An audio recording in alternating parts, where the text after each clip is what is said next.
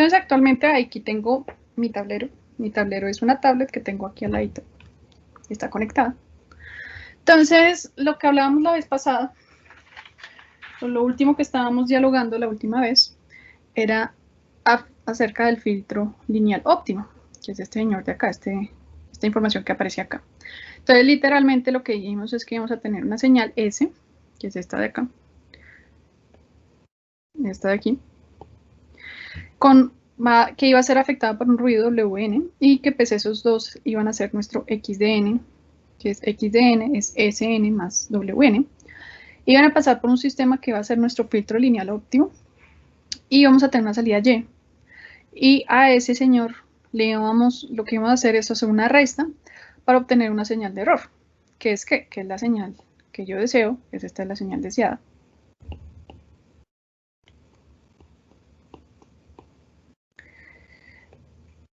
Y pues Y es mi señal pues simplemente de salida. ¿Listo? Dijimos que uno de los parámetros que íbamos a usar para poder obtener ese filtro era el error cuadrático medio, el MSE por sus siglas en inglés, que es Mean Square Error. Entonces ese Mean Square Error pues está definido como el valor esperado del error por el error conjugado en el caso de que fueran valores complejos, lo cual pues es como si yo tuviera, si fueran ambos reales, pues esto quedaría de esta forma, e al cuadrado de n, si ambos fueran reales.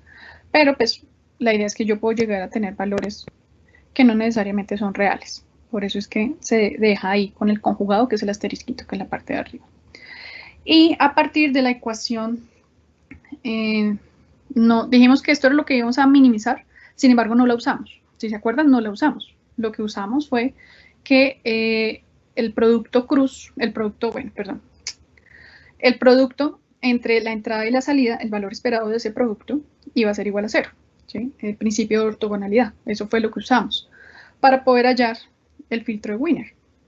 Y dijimos que si yo podía pasar esa ecuación, que eran nuestras ecuaciones de Wiener-Hopf, en una matriz. Entonces, si yo quiero conocer los H, que son los coeficientes de mis filtros, el H óptimo en ese caso, pues lo que teníamos que hacer era una matriz de autocorrelación, la inversa de esa matriz, por la correlación cruzada.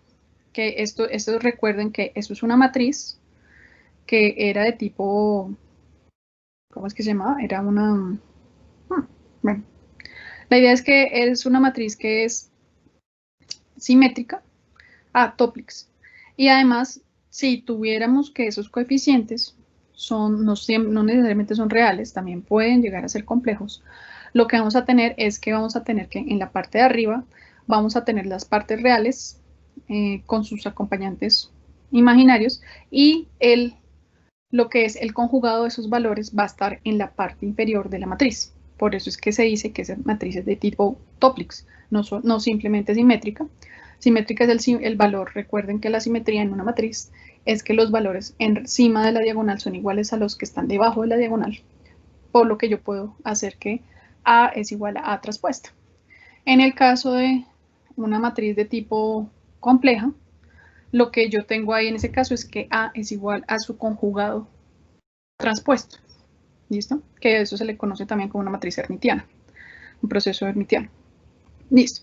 Entonces, después de pasar por álgebra lineal, lo que teníamos era estos elementos y que simplemente, si nosotros podíamos hallar la inversa de la matriz de autocorrelación, pues obtener los H no era una cosa tan difícil.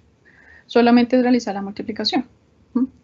Sin embargo, lo que aquí estamos suponiendo es que primero tenemos un proceso estocástico, por eso es que estamos trabajando con los valores esperados. Y segundo, aquí estamos suponiendo que conocemos la correlación y la autocorrelación para poder calcular estos señores. Sin embargo, no necesariamente siempre puedo tener esa información. ¿Sí? Lamentablemente, casi nunca tengo esa información. Entonces vamos a ver otros métodos hoy a los cuales se les asocia el nombre de filtros adaptativos. Sin embargo, como les dije la clase pasada, los filtros, lo que estamos hablando de filtro de Wiener es la base de los filtros adaptativos. ¿Listo? Entonces, Entre los filtros adaptativos que vamos a ver hoy, vamos a hablar de dos en específico. Uno que se le conoce como LMS, que es el Least Mean Square Error, y el otro que se le conoce como RLS, ¿listo? Que es el Recurrent Least Square. Entonces, lo interesante, lo bueno, es que casi que ya hemos encontrado el primero, y es por donde vamos a arrancar. Entonces, lo que vamos a hacer es, vamos a aprovechar la ecuación que no hemos usado. ¿Qué ecuación no hemos usado? La parte del error cuadrático medio. Entonces, vamos a expandirlo un poquito. Entonces, este señor de aquí voy a copiarlo y voy a pasarlo acá.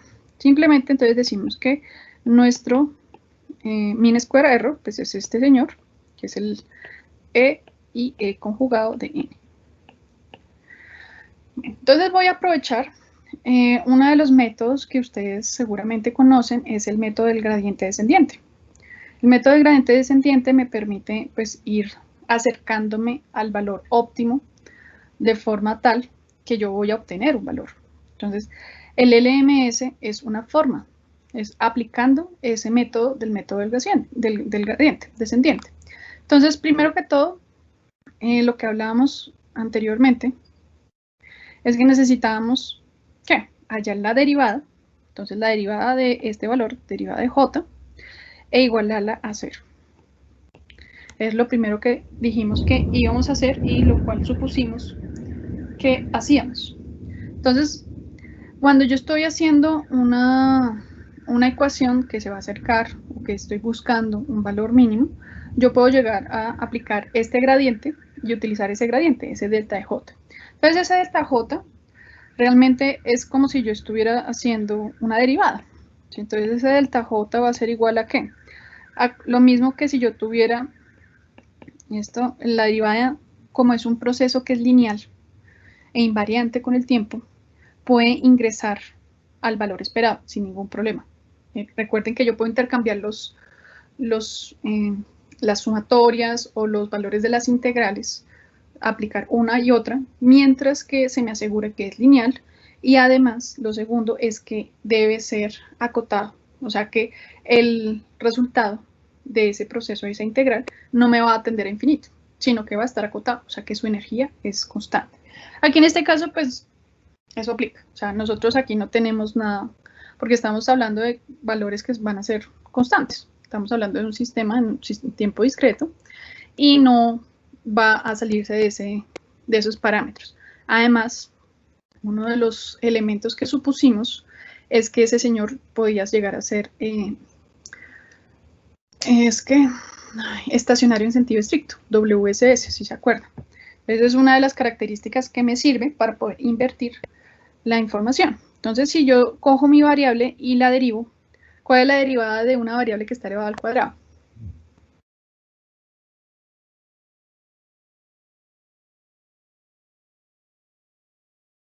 Muchachos. Dos veces la variable. 2 veces la variable, listo. Y ahora si esa variable es dependiente de la variable que estoy derivando.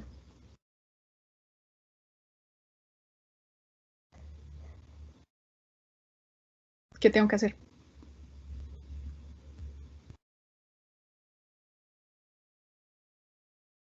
¿Será que solamente me da 2 veces la variable?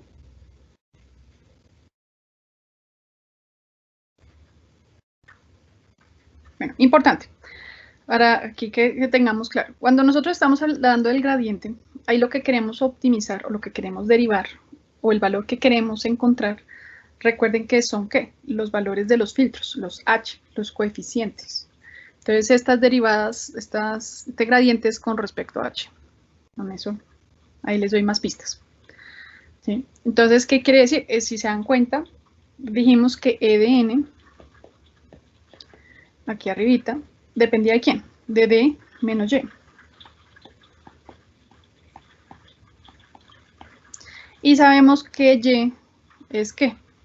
Es lo que esté en X de n, o sea, Y de n, aquí podemos escribirlo, este señor es igual a una sumatoria de lo que estaba en X de n por los H. ¿Sí ven? Entonces, hasta acá uno puede decir, E de n depende de H, y h son las cosas que yo voy a derivar, que yo quiero minimizar.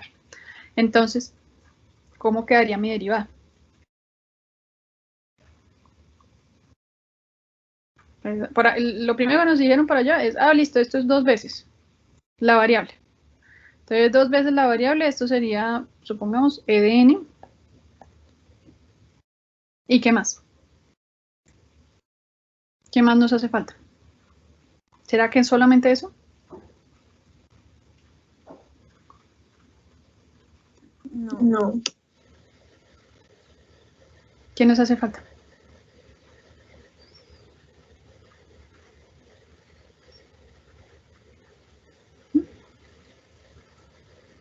Si yo derivo e de n, ¿será que yo, o sea, cuando yo no conozco cómo está definida, bueno, a ver, repasemos, derivadas parciales.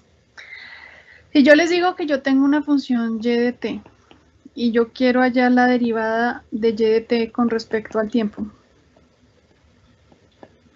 ¿a qué es igual? Y por ejemplo, y de t es al cuadrado. ¿Qué tengo que hacer?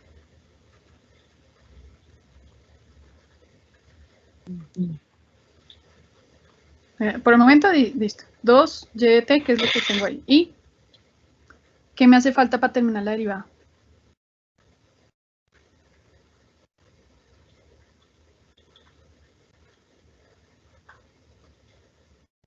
Muchachos, va a tocar que los devuelva a cálculo. Y cálculo diferencial.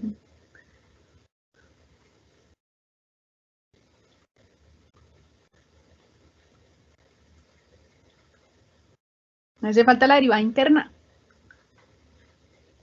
La derivada interna de este señor, pues la derivada interna de t, en este caso.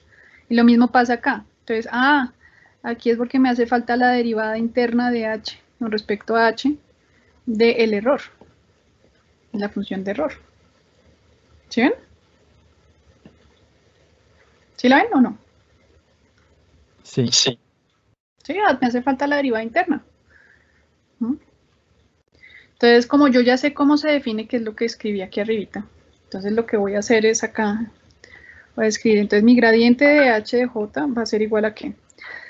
Ese 2 que está ahí lo puedo sacar, no me afecta en absoluto. Ay, perdón, esto no es ahí, esto es acá una e. De el valor esperado de lo que es mi señal de error, que por el momento la voy a dejar como e, y la derivada de mi señal definida. Entonces, ¿cuánto me va a dar la derivada de mi señal definida? ¿Cuánto les daría a ustedes? O sea, tomando esta ecuación que está acá, esta información que está acá arriba.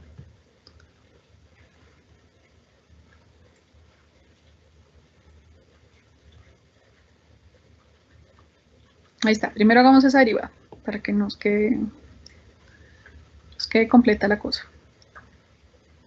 Entonces, e de n, en mi señal de error, ya dijimos que es d de n, y menos y de n. Y de n es una sumatoria donde yo tengo x de n por h de n, ¿cierto?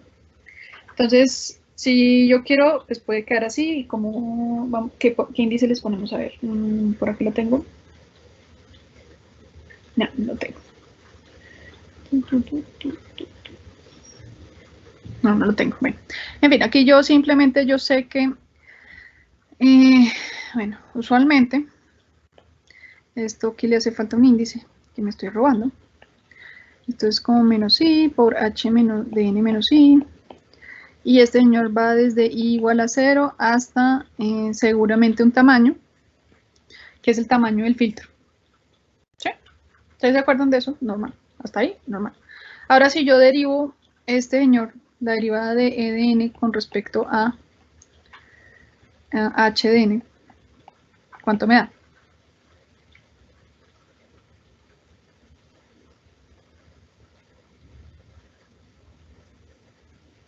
Muchachos.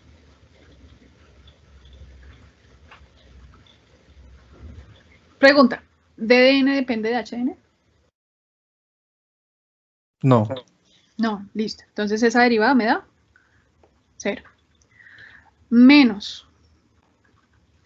¿Qué pasa con esa sumatoria? Quedaría solo HDN. Solo HDN. No, no queda solo HDN. Cuando ustedes tienen 2 por X y derivan por X, ¿qué queda? ¿Queda la X? No, quedan 2. Queda el 2, ¿cierto? Entonces, en este caso, Queda ¿qué la X. está acompañando? Exacto, ¿quién está acompañando la H? Que es la X. Entonces uno dice, listo, ese señor simplemente va a quedar la sumatoria desde I igual a 0 hasta M de los valores de N menos I, de X de N menos I. ¿Listo? Entonces, como ya tengo eso, pues yo ya puedo decir que, bueno, entonces aquí en este caso, mi gradiente va a quedar igual al valor esperado, que dijimos, de una vez dejemos ahí podemos aprovechar y sacar también el valor negativo. Entonces este señor queda menos 2 del valor esperado. ¿De quiénes? Entonces ahí quedó E de N. ¿Listo? Y queda X de N menos 1. Menos I. ¿Sí? No es tan grave que yo no le ponga la sumatoria. ¿Por qué? Porque la sumatoria va a quedar en el valor esperado. Por eso no se la pongo. ¿Sí? Pero está ahí. Implícitamente va ahí. ¿Listo? Y pues aquí puedo aprovechar y le dejo uno de los dos conjugado. No es tan grave. Entonces, si se dan cuenta, en este caso, pues ya esta ecuación de aquí, yo ya se las había mencionado. Lo que pasa es que no les había mostrado de dónde venía. En la presentación anterior, pues yo les había dicho que el gradiente del jacobiano, pues quedaba igual a este señor. Ahora, si yo reemplazo mi función de error, pues esta expresión pues nos queda de la siguiente forma. Entonces aquí pues ya sabemos cómo es nuestra función de error. Nuestra función de error es simplemente la que ya teníamos en la parte de arriba. Bueno, ni siquiera necesito, no la reemplacemos, no la necesito reemplazar por el momento. Bueno, la cuestión es la siguiente. ¿Para qué estamos haciendo esto? Para poder obtener los valores correspondientes de los H. Y yo les dije que hay una forma de hacerlo usando lo que es el descenso por gradiente, la técnica de optimización del descenso por gradiente. Entonces lo que queremos hacer es obtener unos H, en este caso unos H posibles, o sea, los que queremos estimarlos, ese gorrito es de estimar, de N más 1, que van a depender seguramente de los coeficientes del estado actual, o sea, de los que haya calculado, porque quiero que él se actualice a medida que va cambiando cada una de las fases, menos 2 veces, en este caso, menos mu, perdón, es al revés, menos mu dividido 2, este 2 es para que se me cancele con el 2 de arriba, ¿listo? Y acá simplemente va por el gradiente correspondiente. Este señor de acá pues nos va a dar el paso de qué tanto me tengo que mover, si me tengo que mover pues en un sentido o en el otro para que se ajusten los coeficientes, o sea los H, hasta que llegue a los H correspondientes. Si se dan cuenta, en el método que estábamos hablando la vez pasada, yo hacía unos cálculos, tenía unas ecuaciones, yo obtenía los valores de una.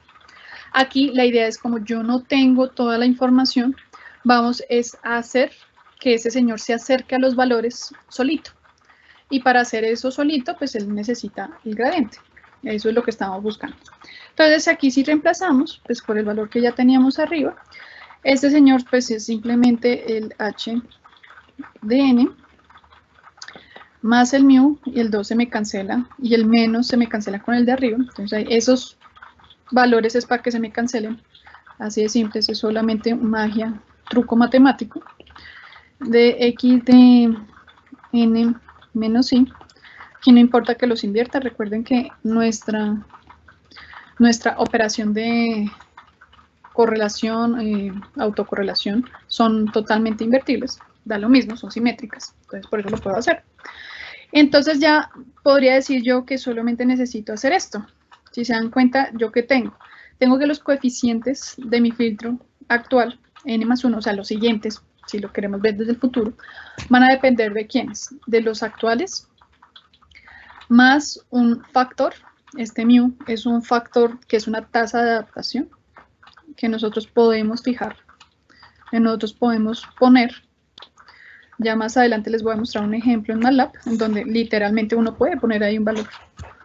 Entonces esto es una tasa de adaptación.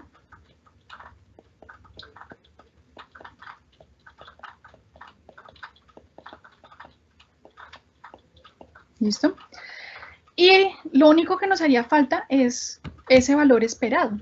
Si se dan cuenta, aún sigo teniendo como esa necesidad de hacer como una especie de autocorrelación. En este caso es una correlación cruzada y una autocorrelación, porque de ahí fue que salió nuestra información. Nosotros sabemos que el error pues depende de las dos señales, por eso es que les estoy diciendo eso. Entonces, para no tener esa necesidad de hacer ese proceso, porque no lo conocemos, lo que hacemos es una estimación de ese valor. Entonces, ¿cómo se estima la cuestión? Entonces, el valor esperado, la estima del valor esperado de x de n menos i por e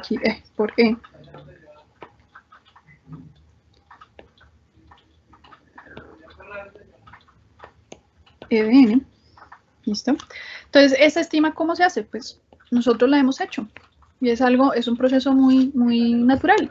Y es simplemente, voy a coger que en una ventana de n muestras, voy a coger que en una sumatoria desde i igual a 0 hasta una n menos 1, ¿de quiénes? De las x de n menos i por el valor del error de n menos i. ¿Sí? Entonces, literalmente lo que estoy haciendo es que tomando muestras, o sea, cojo muestras de la salida de mi proceso, aquí este E. Tengo unas muestras a la entrada, que son estas. Si se dan cuenta, yo ni siquiera conozco cómo es S, cómo es W, no lo conozco, lo desconozco totalmente. Lo único que yo sé es, o lo que yo estoy aquí suponiendo, es que estoy poniendo una señal deseada, o estoy tratando de hacer una resta con respecto a una señal que yo conozco, y mirando para poder obtener este filtro que corresponde con el proceso. ¿Listo? Para poder al final ya no necesitar esa señal deseada, sino que pues el de una ya me está haciendo la resta. Obviamente al principio necesito conocer esa información para poder hacer el cálculo del error, que es esa señal E de n. Pero solamente necesito secuencias. Entonces lo interesante es que pues este algoritmo que estamos ahí viendo, pues que es el least mean square error, que si se dan cuenta lo que estoy haciendo es que minimizando el error cuadrático medio, que eso es lo que estamos haciendo con todo este proceso, por eso se llama así, least mean square error. ¿Listo? Entonces aquí simplemente si yo lo que estoy haciendo es estimar, pues eso va a hacer que simplemente ahora a la salida pues voy a tener que, este no es lo que quiero, yo quiero es este, que ahora h gorrito, que es el valor estimado, pues va a ser ¿quién?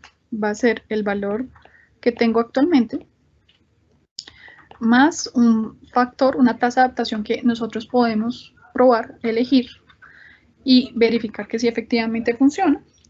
Y simplemente pues aquí puedo meter el valor que ya tengo en la parte de arriba. ¿Sí? Esa parte de ese valor en la parte de arriba pues es simplemente el valor de sobre n de una sumatoria de i igual a 0 hasta n menos 1 de x de n menos i de e de n menos i.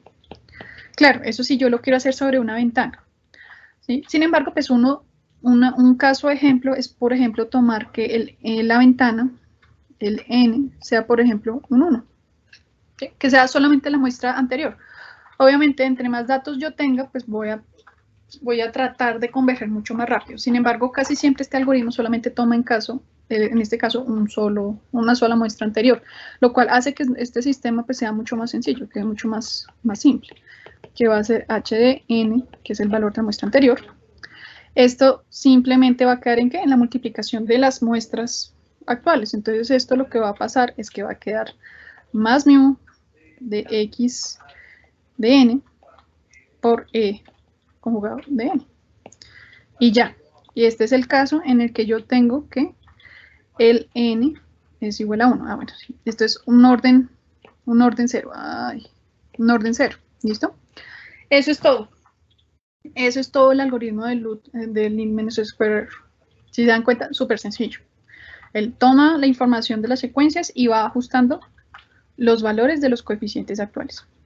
Y los va ajustando, obviamente, eso va a requerir un tiempo.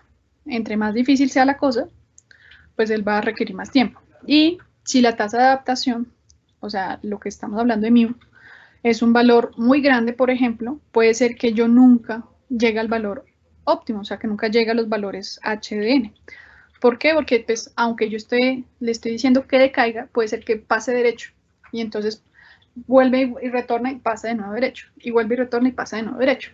Tal cual como un algoritmo de minimización, ¿sí? Si esa tasa, si ese mu no tiene un tamaño adecuado, pues puede ser que nunca converja. Y siempre esté cambiando los valores de ese h gorrito, ¿sí? Entonces, por eso no es tan bueno elegir un valor grande de mu.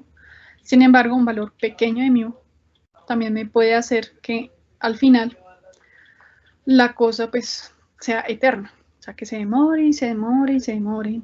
Y hasta allá, después de mucho tiempo, ya tengo los coeficientes correspondientes, ¿sí? Lo bueno, pues lo interesante es que esto es simplemente un algoritmo y es súper sencillo, si se dan cuenta. Preguntas respecto a al least mean square error. ¿No? Creo que ese es casi que un algoritmo que nosotros hemos usado o que se usa más que todo para lo que les digo, minimización, en caso de gradiente del descenso. Aunque sé que ustedes no han visto optimización, estoy segura que en cálculo es una de las cosas que uno siempre ve. Listo. Bueno, entonces ahora pasemos a nuestro segundo algoritmo. Nuestro segundo algoritmo es un poquito más complicado, ese sí es más extenso. Entonces, el segundo algoritmo se le conoce como el RLS. ¿Listo? Y esa R es de recurrente. Y LS es de least square. ¿Listo? Aquí, en este caso, en este sistema, nosotros no vamos a pensar de que el sistema es un sistema de tipo estocástico, ¿sí? Por eso no está atado al mean square error, sino solamente al least square. O sea, vamos también a trabajar con la información cuadrática, pero no el valor esperado, sino pues la formación cuadrática estándar. ¿Listo? Obviamente pues vamos a arrancar con la misma formulación que aplica igualmente. Por aquí la tengo. En este caso voy a cambiar la notación porque estudié de otro lado que tenía otra notación, entonces vamos a cambiar la notación para que no tenga que cambiarla mucho. Aquí en este caso pues tengo un sistema muy parecido, tengo una entrada. En este caso voy a pasar por un filtro,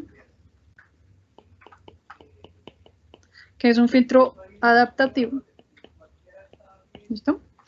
Y ese filtro adaptativo va a ser ajustado, sus pesos. En este caso los pesos están llamados como WDN. Eso es uno de los cambios de la notación.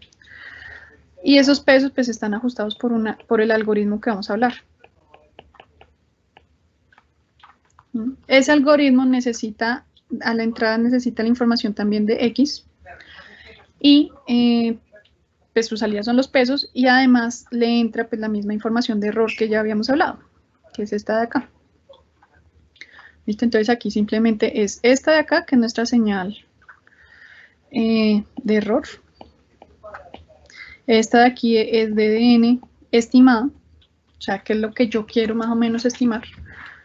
Y aquí es la señal que realmente quiero, que deseo obtener aplicando ese filtro. Entonces, aquí para que tengamos claros, los filtros adaptativos tienen varias aplicaciones. Una es filtrar el ruido, que es como lo vimos la clase pasada, que estos filtros pues, son muy interesantes, es porque son como otra forma de ver cómo yo hago para encontrar esos coeficientes de esos filtros de tipo FIR o de tipo IR.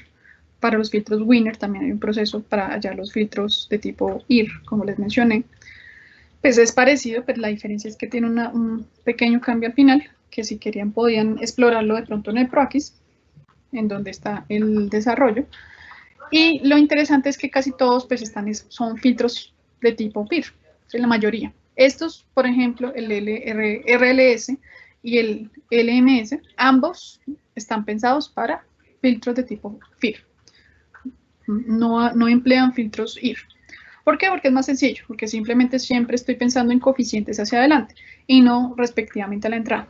Entonces, por eso es que simplemente no lo hace. Aquí la cuestión es que estos algoritmos están buscando adaptarse a algo. Entonces, lo primero que les estaba diciendo yo es que en la clase pasada lo usábamos para quitar ruido. Sin embargo, no es la única aplicación. Yo también con este tipo de algoritmos puedo identificar un sistema. Si yo tengo una caja negra y yo no sé absolutamente nada de lo que hay ahí, este sistema, este tipo de filtros también me ayuda a identificar la información. ¿Sí? Para eso también sirve. Y otra de las aplicaciones es, por ejemplo, en la parte de comunicaciones. Si yo tengo un canal que es muy ruidoso, pues yo puedo hacer que se elimine esa información o tratar de obtener ese medio, o sea, cómo se comporta ese medio en mis datos. O sea, que este tipo de algoritmos pues es muy bueno en ese momento. Por eso son famosos, son muy usados y pues si se dan cuenta no tiene nada que ver cómo encontramos los coeficientes a cómo nosotros hallamos los coeficientes cuando teníamos que estábamos haciendo, por ejemplo, nuestro filtro con ventanas. Esto es otra técnica para poder hallar esos filtros. Obviamente con otro enfoque. Aquí no estamos desde el punto de vista de frecuencia para nada. Estamos viendo la información desde el punto de vista de manejo en tiempo, lo cual pues es otro enfoque, pero para que lo tengamos claro. ¿Listo? Bueno, entonces aquí simplemente pues aplicamos algo muy parecido. Aquí pues nuestra señal de error, en este caso DDN, pues va a ser ¿quién? Aquí es una suma. Entonces es DDN, que es la señal que yo deseo, menos, en este caso, pues la DDN, que es como la señal que yo estoy estimando. Por eso se llama así, D de gorrito. ¿Sí? Aquí en este caso, en este enfoque en el que está desarrollado que la presentación que les voy a hablar, es el enfoque de querer encontrar cómo es el sistema. A eso está pensado. O sea, que ese filtro me encuentre el sistema correspondiente a la señal. O sea, que vaya haciéndose cero. Igual que en el anterior, pero en este caso es pensando en la identificación del sistema. Pero es exactamente igual y aplica igual para lo que es una fuente de error, como les voy a mostrar más adelante en MATLAB. Listo, entonces ya teníamos esa información. Aquí simplemente pues ahora vamos a tener nuestra función de costo. Nuestra función de costo pues con respecto a nuestros pesos. Como les dije, pues acá la idea es que vamos a hacer un algoritmo recurrente para hallar lo que es la información del least square. El least square es la información cuadrática, entonces en este caso es el error cuadrático. En este caso pues nuestro y desde 0 igual hasta un valor n. Y ahora vamos a multiplicar por un valor lambda. Ese valor lambda elevado a la n menos i. Ese valor del lambda, en este caso, va a ayudarnos y va a llamarse, se le denomina factor de olvido.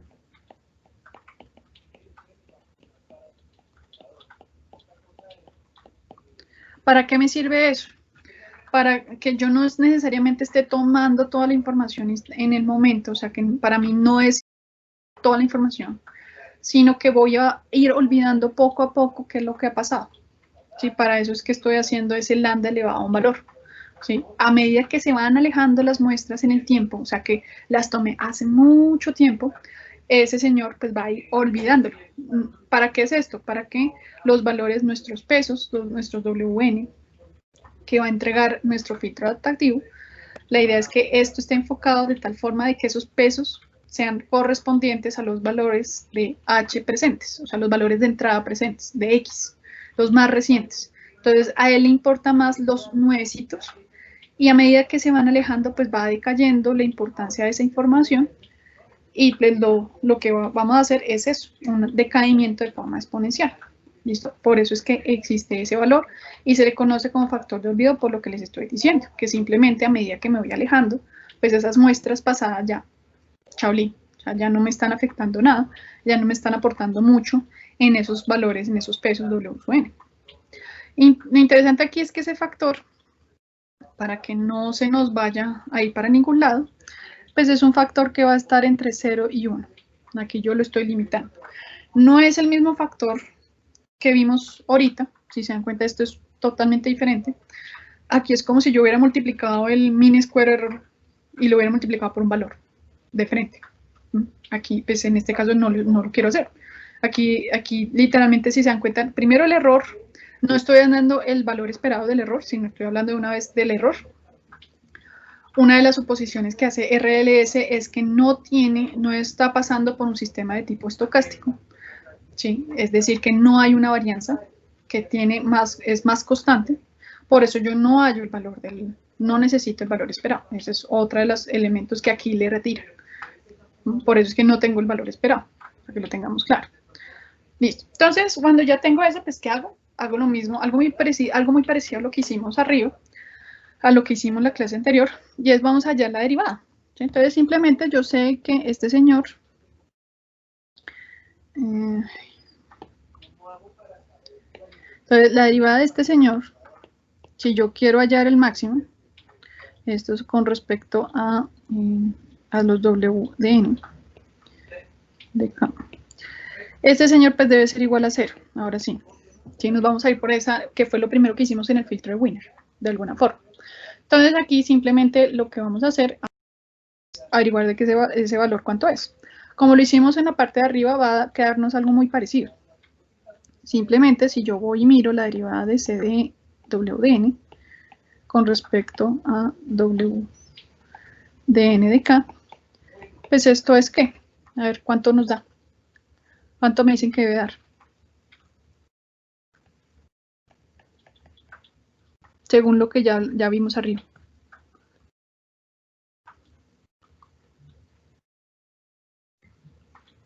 ¿Qué es lo primero que tengo que hacer? Ahí va el error, ¿cierto? La función de arriba. Pues, bueno, primero es el lambda de n menos i. Pues es un valor constante para mí con respecto a los pesos. Ahí no pasa nada. Ahora, ¿qué hago con ese e al cuadrado de i? Esta derivada sí ya es parecida a la que hicimos. ¿Qué da? Chicos, ¿sí los tengo?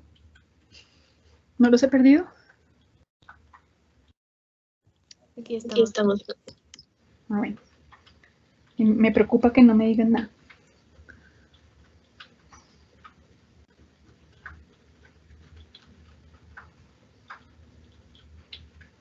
Bueno, ahí está, le soplo. 2 acá.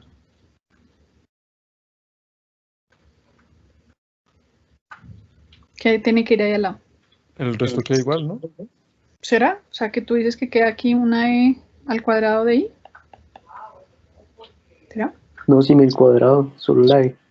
Sin el cuadrado. Listo. ¿Y solo eso? Vamos a ver si aprenden de la... Y la interna. Y la interna, ¿cierto? Entonces nos hace falta la interna. No se les olvide la interna. La interna en todo proceso, de aquí a lo que vayan a ver ustedes, siempre hay que tener en cuenta la interna. Siempre. Siempre, siempre.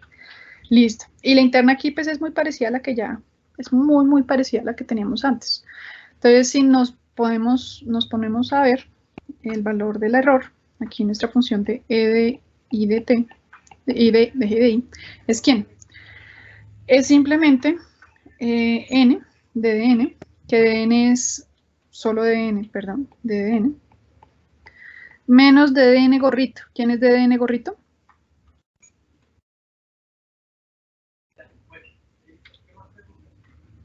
¿Quién es de dn gorrito? Según ese esquema.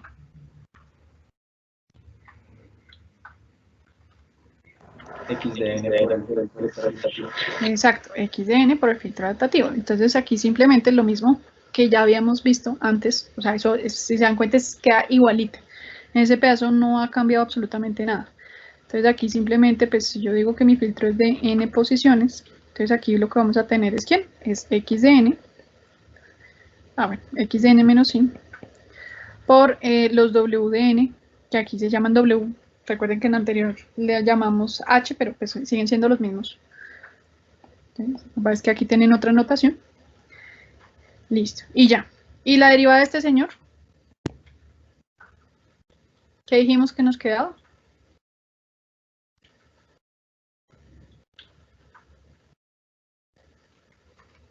¿Cómo nos quedaba al final?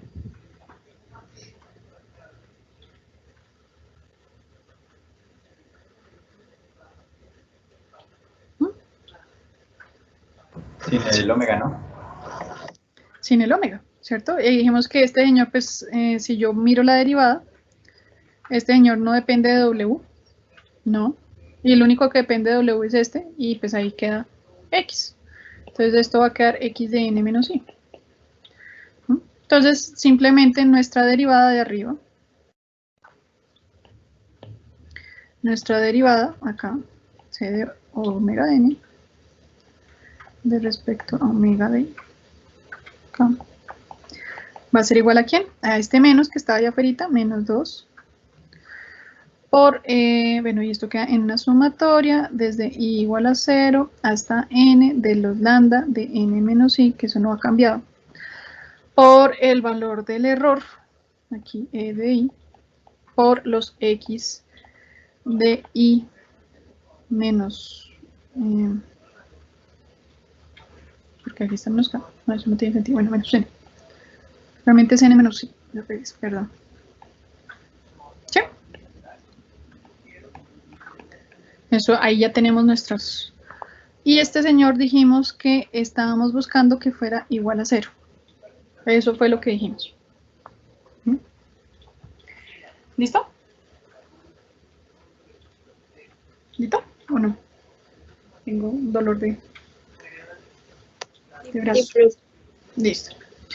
Bueno, aquí lo interesante es que este índice n va desde 0 hasta, en este caso, m, que es el orden del filtro.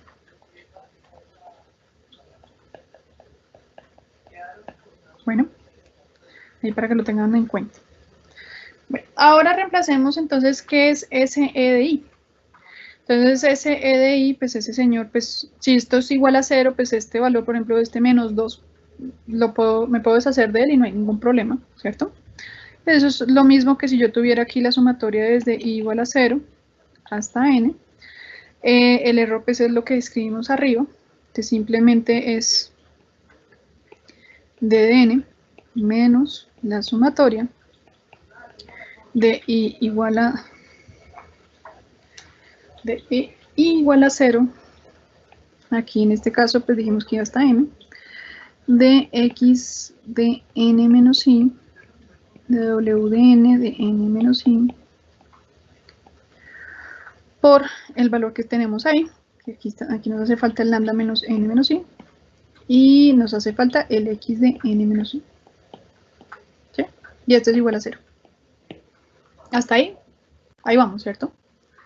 Ahí no hay nada raro. Ahora lo que queremos hacer es simplemente propagar esta información aquí a cada uno de estos elementos. Este aquí y este acá. Y podemos ahí pasar ese que está restando, pasarlo al otro lado a sumar. Podemos hacer esos dos pasos en simultáneo, no creo que haya ningún problema. Entonces aquí simplemente nos va a quedar que esto va a quedar desde n igual a 0, de d de n, por lambda de n menos i, por x de n menos i, y este señor va a ser igual a, entonces ese señor que estaba ahí multiplicando, aquí va a quedar la doble sumatoria, no se nos puede olvidar. Entonces esta es la sumatoria 1. Aquí vamos a invertir, vamos a aprovechar también para invertir los índices. Entonces si se dan cuenta, aquí realmente el único que debería depender de este índice, que no le cambié la letra, debería haberle cambiado la letra. Perdón, le cambio la letra para que no haya problemas. Vamos a llamar este L. El único que depende de ese L ahí en este caso es los pesos, nadie más. El X, en este caso el X no depende de eso, depende del otro. Entonces ahí le hice cambio para que nos quede más sencillo que al otro lado, que simplemente es L igual a 0, hasta, en este caso hasta una M que dijimos, aquí vamos a poner nuestros omega de n, voy a quitarle ese n que no necesito y simplemente voy a dejarle aquí el L. Y vamos a dejar aquí la sumatoria desde i igual a 0 hasta nuestro valor n de los lambda de n menos i por los x de i menos L por el x de i menos, en este caso, ¿qué queda aquí un K? Ah, bueno, menos, aquí me hace falta otro índice que me comí y hasta ahora me doy cuenta. Pero un minutico, ¿cuál es el índice que me comí? Aquí me da falta otro índice. Bueno, aquí sí me hace falta otro índice, que es este. No es tan grave, no me preocupen de los índices. Después más adelante no los vamos a necesitar. Listo. Entonces simplemente, pues este señor puede quedar de esta forma. Esta ecuación es muy parecida a la que ya hallamos con el filtro de Wiener. Si se dan cuenta es exactamente igual. O sea, casi que podría uno decir, ah, pues este señor es algo, la diferencia es que aquí yo no tengo el valor esperado. ¿Sí? Pero siguen siendo operaciones muy parecidas a lo que sería una correlación y una covarianza. Si se dan cuenta, esto es exactamente lo mismo a que si yo estoy diciendo algo de este estilo, que aquí yo tengo una matriz R de X de N, y este señor es igual a una matriz R de N de los omega de N, ¿sí? En donde aquí está N, este R de N, vamos a llamarlo como la matriz de covarianza de las muestras.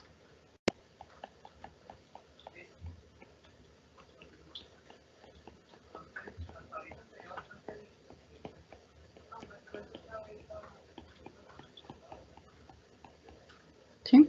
Y esta de aquí, pues es, ¿qué? Es un equivalente de una covarianza cruzada. Entonces ese señor es simplemente la covarianza cruzada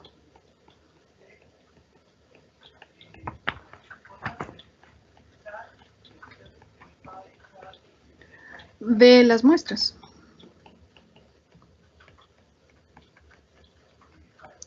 Aquí lo interesante es que están multiplicados por ese lambda. Es el lambda lo que les digo, o sea, tiene ese propósito de que vayan disminuyendo la afectación de las muestras a medida que se van alejando. Sin embargo, pues esto sigue siendo una matriz cuadrada, eso yo lo puedo seguir viendo como una matriz cuadrada. Y pues pasa lo mismo que ya vimos en el filtro Wiener, que es nuestra forma óptima, es que simplemente si yo quiero hallar los W de n, pues yo tengo que hallar es que los W de n simplemente los óptimos, pues es hallar la matriz inversa de ese R de n, recordando que me afecta, que tiene que ser premultiplicada por la inversa para poderla pasar al otro lado. Entonces este señor simplemente es esto, por R de X, de N. ¿Sí ven? Ese es igualito. O sea, uno ve esa matriz, ve esa ecuación, y uno dice, ay, pues eso fue lo que vimos la vez pasada.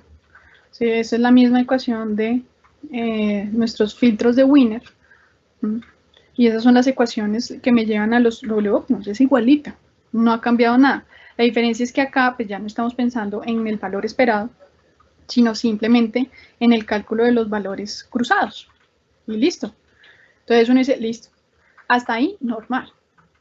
Pero hay un pequeño problema. Y es que estamos suponiendo que esa linda y hermosa matriz Rx tiene inversa. Y puede ser que no tenga inversa. ¿Sí ven? Entonces, ¿cómo hacemos nosotros para hallar esa matriz Rx de n menos Rx, la inversa de Rx? Ese es en lo que se basa, en lo que busca resolver el algoritmo del RLS. Entonces, para resolverlo, vamos a aplicar lo siguiente. Entonces, primero, bueno, voy a ponerles aquí un teorema que de pronto no lo conocen antes, no lo han conocido nunca, es un lema de la inversa de una matriz para poderla hallar. Ese lema se le conoce como el lema de Wood. Ay, siempre me como una U. Ya les pinto la otra U. De Wood madera, de Wood, es el lema de Wood, y es con respecto a la matriz, la inversa de una matriz. ¿Pero qué? Aprendiendo a escribir.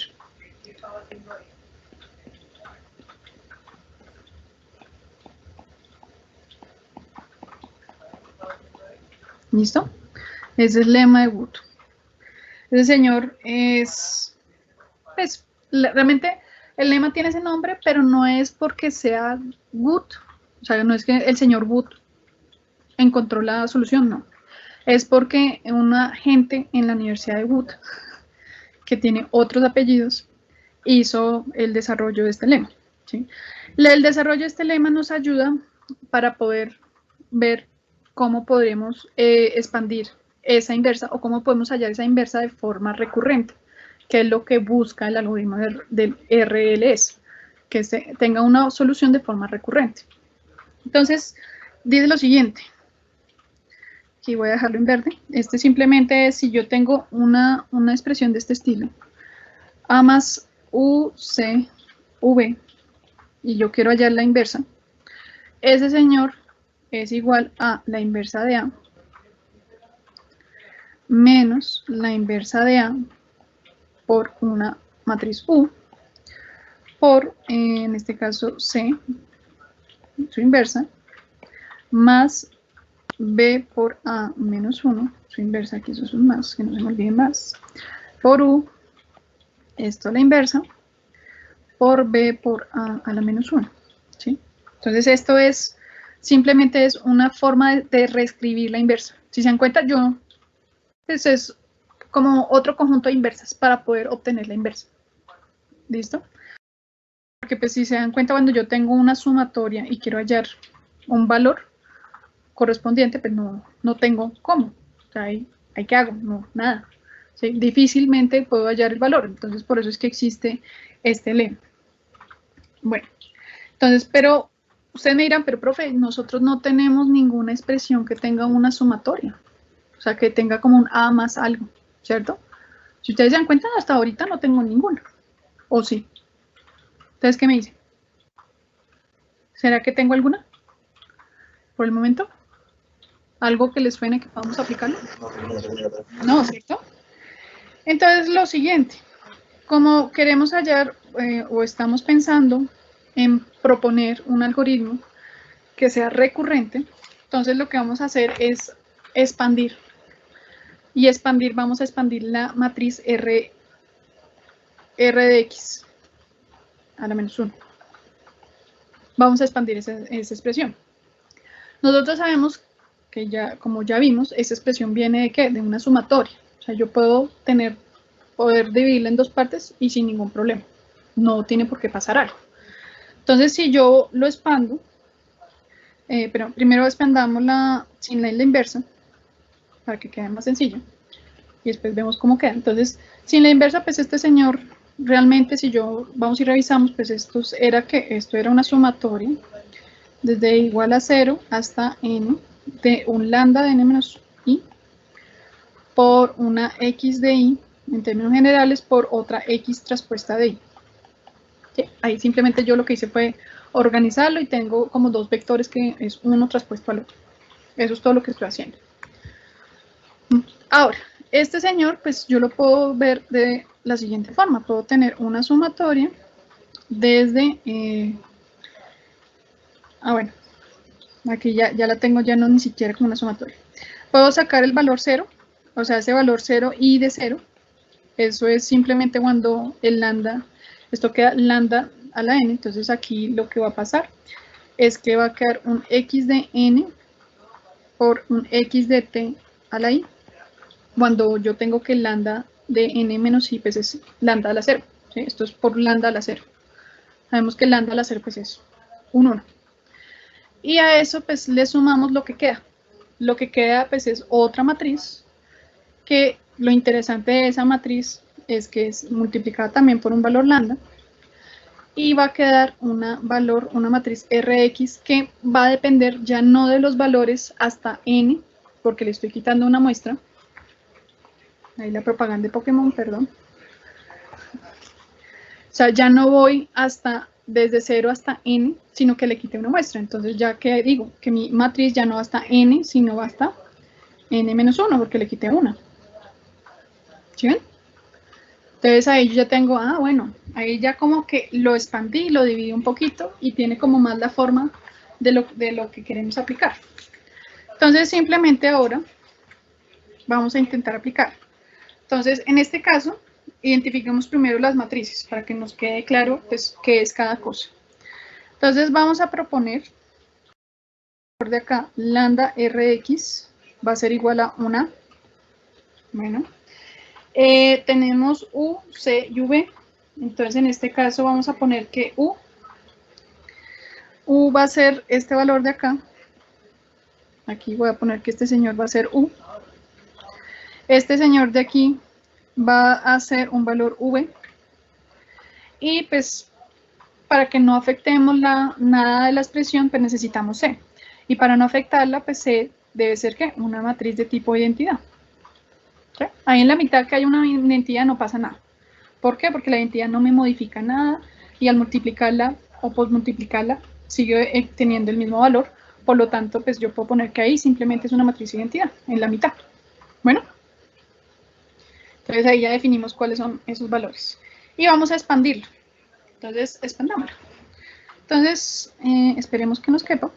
Aquí simplemente pues tenemos que r de xn va a ser igual, aplicando la identidad que tenemos en la parte de arriba, pues tenemos que es a a la menos 1, esto es simplemente lambda a la menos 1. Recuerden que lambda es un valor, ¿qué? Es un valor, no es un vector, sino es un valor. Entonces yo lo puedo poner en cualquier lado y no me afecta. R de x de n menos 1 en su inversa. Esto es a la menos 1. Eso es a la menos 1. Menos a la menos 1 sigue siendo ese señor.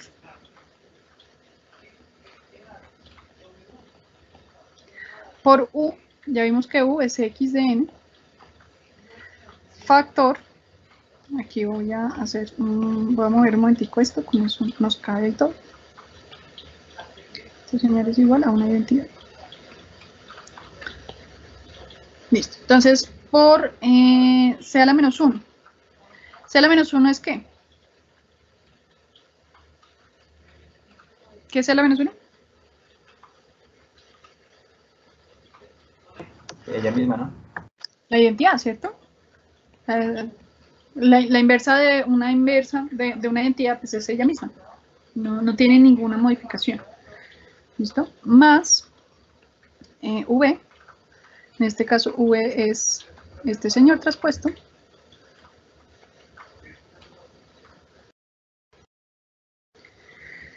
Aquí me comí algo. Creo que esto es una N.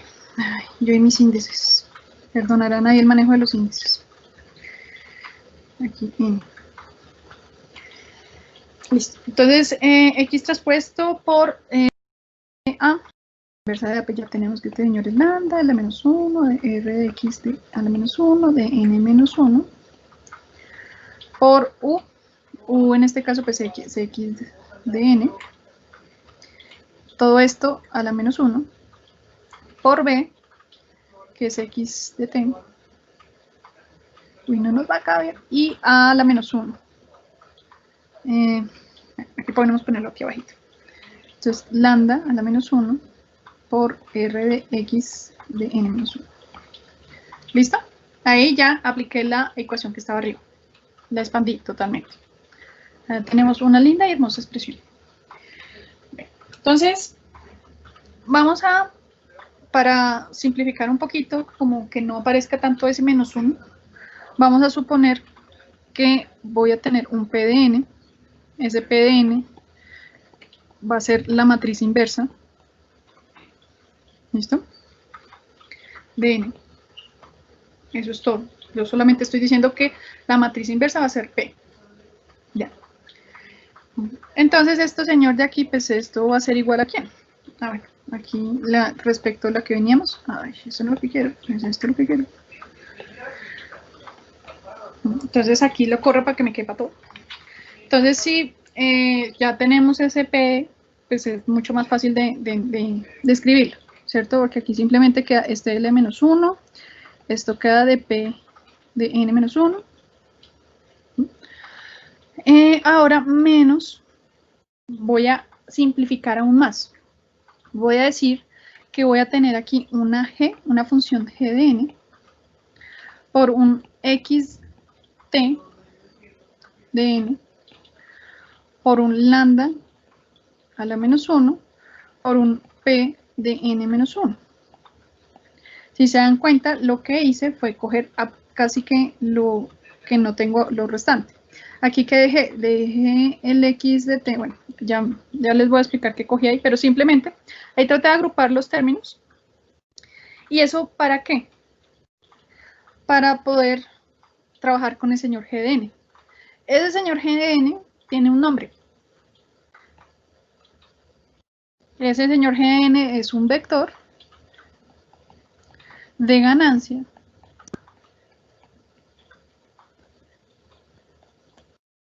de calma. ¿Listo? Esto que estamos haciendo es las bases para poder llegar al filtro de Kalman, que también se usa mucho para sistemas de control. Sin embargo, pues en este caso esto es un vector de ganancias que usualmente se le denomina así, vector de ganancias de Kalman. Usualmente no lo encuentran como una G, sino lo encuentran como una K, pero sigue siendo una función que cambia en el tiempo. Bueno, simplemente es una forma de escribirlo más rápido la ecuación de arriba y vamos a expandirlo. Vamos a ver qué podemos hacer por ella para que quede más sencilla. Entonces, ahora, ese G de N, como les estaba diciendo, ¿a qué pertenece? Entonces aquí voy a ponerlo en otro color para que quede más evidente. Entonces ese G de N, lo que hicimos fue a coger todo lo que nos hacía falta. ¿Qué es todo lo que nos hace falta en la expresión? Lo que nos hace falta es un lambda a la menos 1, el P de N menos 1, el X de N, ¿sí? Y el 1 menos X transpuesto de N por el lambda a la menos 1, por el P de N menos 1, por el X de N a la menos 1. ¿Sí? Si se dan cuenta, eso es todo lo que nos hace falta acá, que es todo lo que está aquí arriba. Aquí en este caso, pues solamente dejamos el X de acá, y creo que este es X traspuesto. No es X traspuesto. Bueno, lo que cogimos fue lo que nos hacía falta, todo lo que nos hace falta de la parte de arriba. Porque este PDN es este señor de acá, esta lambda está acá, y creo que ahí no queda con ese traspuesto. Por alguna razón está un traspuesto ahí, y es porque me hace falta algo. Ah, ya me di cuenta, aquí está. Es el que me está robando. ¿Sí? O sea, literalmente cogimos estos de acá, esos están acá. Mírenlos. O sea, todo lo que está aquí afuera es eso. Y el resto, que es este señor de aquí, toda esa expresión es lo que es G de N. Y eso fue lo que escribimos acá. Eso fue lo que transcribí. ¿Listo? Ahora, pues expandámosla. ¿Cómo hacemos para expandirla? Bueno, primero, este señor, recordando que esto es una identidad, no es un 1. Entonces, para poderla expandir, pues lo que tengo que hacer es pasar al otro lado. Si se dan cuenta, este señor aquí está a la menos 1. O sea, que es como si estuviera dividiendo. Entonces, lo podemos pasar a multiplicar. Entonces, si yo la paso a multiplicar, este señor queda igual. Así como voy a escribírselos. G de N. Factor de, en este caso, pues es un... Bueno, ahí puede ser un 1. Sí, ahí puede ser un 1. Sí, de una vez puedo ponerles un 1. Y eso efectivamente es un valor. 1 menos. Aquí... ¿Qué tengo acá? Bueno. Ok, aquí ya lo aplicaron. Ay, perdón. Entonces lo paso a multiplicar. Este señor queda Gn menos G de N. Por todo lo que está acá. O sea, esto acá. Esto es X traspuesta de N por lambda de menos 1 por P de N menos 1 de X de N. Y esto es igual a ¿quién? Al lambda de menos 1 por P de N menos 1 por X de N. ¿Listo? Entonces, hasta ahí, normal. Ahora, lo que podemos hacer es pues agrupar, tener que solamente quiero ver GDN, ¿cierto? Solamente quiero ver cómo queda GN. Obviamente aquí en este caso GN pues debe dependiente también de G. Entonces lo que voy a hacer es pasar este señor al otro lado. Entonces GDN, este señor va a ser igual a el lambda a la menos 1 de P de N menos 1 por X de N. Aquí ya queda más. G de N por X traspuesta de N por lambda de menos 1 de P de N menos 1 por X de N. Aquí lo bueno es que puedo aprovechar para factorizar X de N. Entonces G de N va a ser igual a ¿quién? A lambda de menos 1 por P de N menos 1 por el X de N que estoy factorizando, más un G de N por un X de transpuesto de N por lambda a la menos 1 por un P de N menos 1. Y todo esto queda por XN. ¿Listo? Entonces, lo interesante acá es que esa ganancia, o sea, toda esta expresión que está acá, si se dan cuenta, yo puedo darle un nombre, esto de acá, a esta expresión que está acá. ¿Sí? Yo puedo decir, aquí en términos generales, lo que va a pasar es que voy a decir que voy a tener una G que va a ser aquí un valor y aquí un X de N. Lo interesante es que, si se dan cuenta, ese valor que está ahí es un valor que depende de P, o sea, está dependiendo de P de N y me está dando un valor futuro de P de N.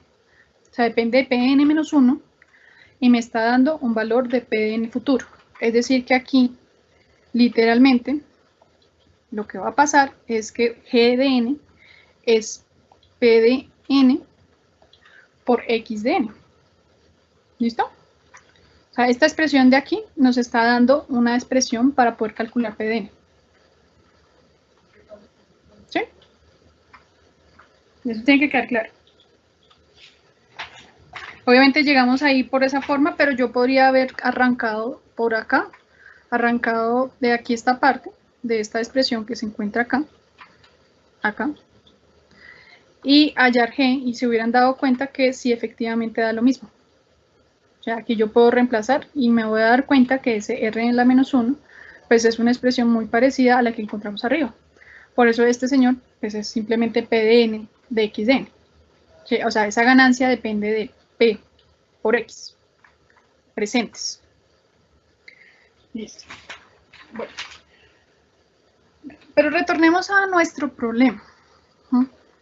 Si se acuerdan nuestro problema original, o sea, ahí ya simplificamos G, ya simplificamos, ya hallamos una P. Ahora veamos cómo queda conociendo estas ecuaciones y viendo cómo vamos a aplicarla para nuestro problema original. Nuestro problema original, para recordarles, eran nuestros pesos. O sea, yo quiero hallar pesos. Todo mi problema es eso, los pesos. ¿Cómo hago para que esos pesos los calcule? Nosotros sabemos que esos pesos, pues este señor estaba definitivamente dependiendo de una matriz de Rx, la inversa de esa matriz, y además estaba multiplicado por un R de X en N. ¿Se acuerdan? Que ahí lo teníamos. Eso fue lo que hicimos. Ahora, lo interesante es que pues nosotros ya sabemos que este señor lo bautizamos como P de N. Ya le dimos un nombre. Ese fue el nombre que le dimos arriba. Hasta ahí, normal. Y veamos ahora qué hacemos con ese R de XN. Lo interesante de ese de R de XN es que pues también es una sumatoria. Nosotros ya vimos que este señor pues es también un proceso de sumatoria que podemos llegar a expandir, como hicimos con nuestra inversa. ¿Sí? Eso quiere decir que este señor que iba desde 0 hasta n, de unos lambda de n menos i, aquí por una señal deseada, por un x de i, aprendiendo a escribir, perdónenme,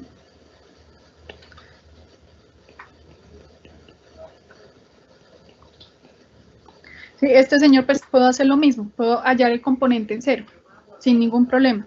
Entonces sabemos que el componente en 0, pues es lambda a la 0, y pues queda di en n y x en n, ¿cierto? Este señor en los valores actuales, y queda pues la sumatoria correspondiente. Esto es desde, seguramente, bueno, lo mismo. Aquí si yo quisiera verlo, aquí yo podría verlo desde 0 hasta n-1, ¿cierto? Y aquí quedaría la misma expresión.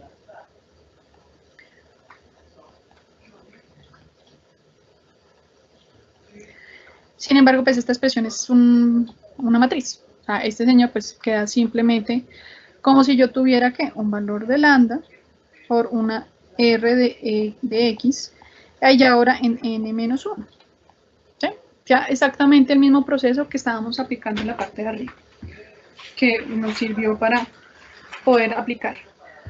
Esto que estamos haciendo cuando expandemos es una de las técnicas clásicas cuando estamos pensando en programación dinámica, y es tratar de hallar el valor actual a partir de la información pasada. Eso es lo que estamos tratando de hacer. ¿Sí? Y es muy,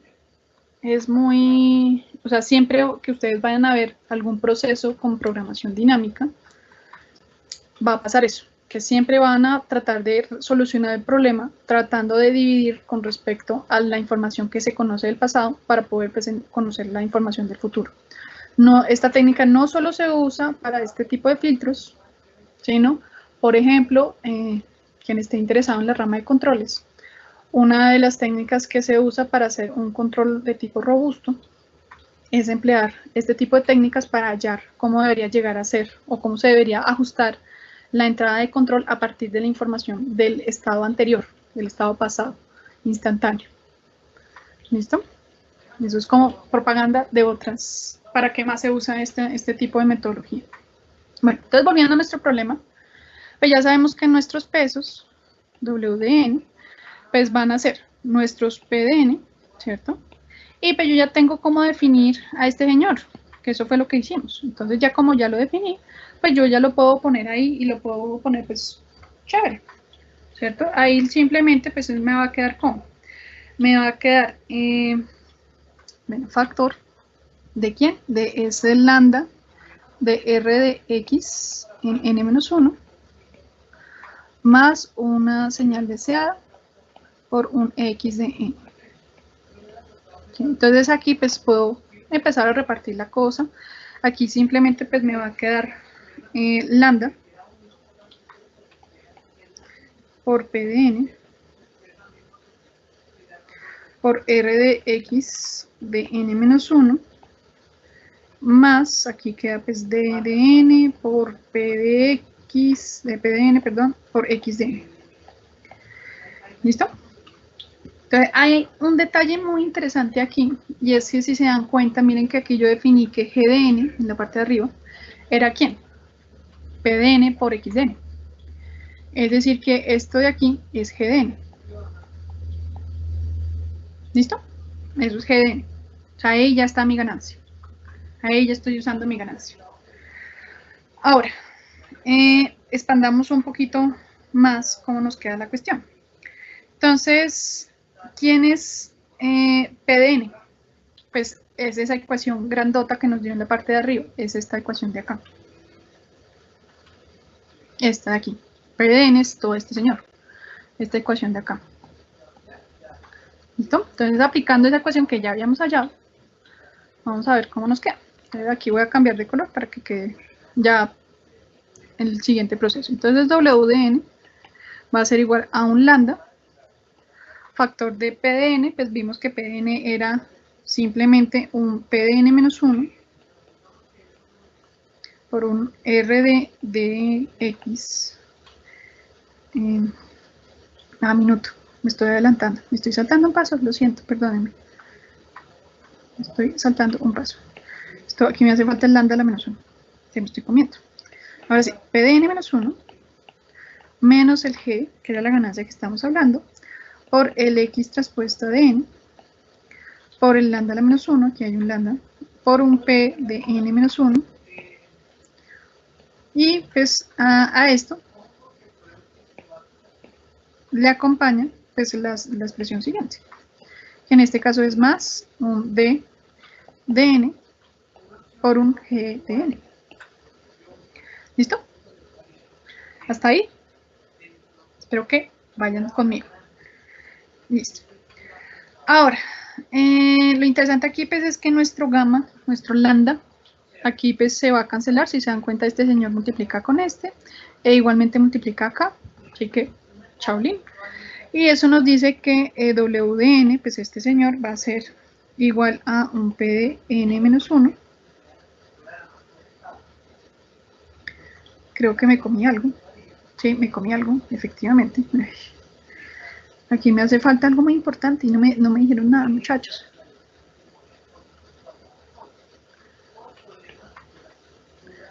Me hace falta la covarianza.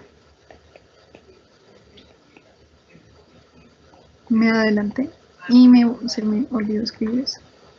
Entonces ese queda P de N menos 1 por esa covarianza que está allá. Entonces esto es simplemente R de X de N menos 1.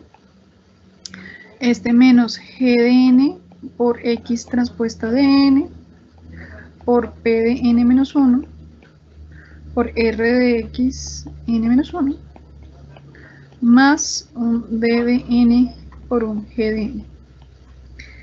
¿Listo? ¿Hasta ahí? ¿Van conmigo? Muchachos. Sí, profe. ¿Sí?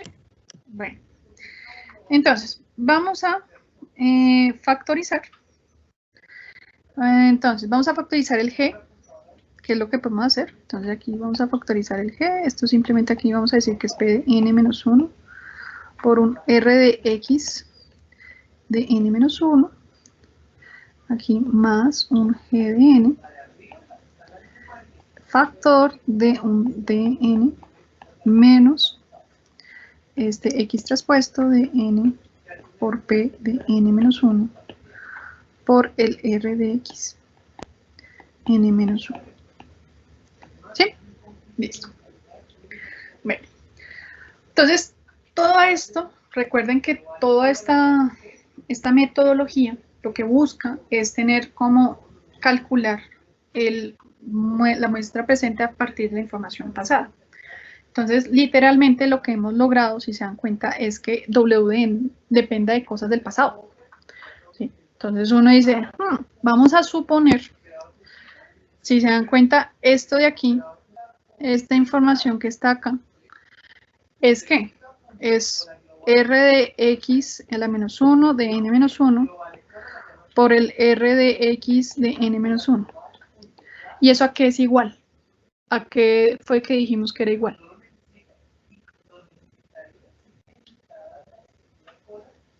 Ahí que estamos solucionando.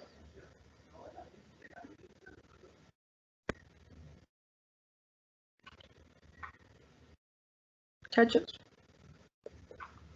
¿Esa ecuación a qué se parece? Ahí está, voy a subir un momentito. ¿A qué se parece? ¿Será que parece esta? Sí. Sí, ¿cierto?